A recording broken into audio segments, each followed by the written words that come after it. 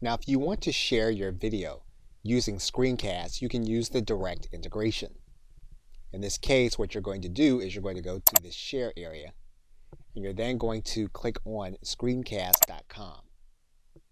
You'll already have your account integrated, and if you haven't, you'll need to click this gear in order to set it up. So basically what you're going to do is you're going to go through the capture process. Then what we're going to do is we're going to choose the window.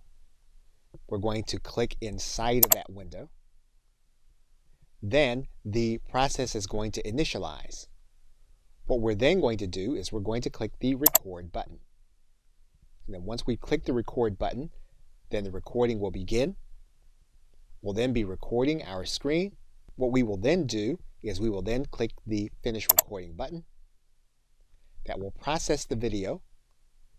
And then that video will then be uploaded to Snagit. Now, because we have the editor open, what we need to do to finish the process is we need to click this green button.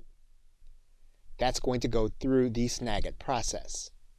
And then we're going to have our screencast.com link. We can either get the link from here, or what we can do is we can then open up a notepad file,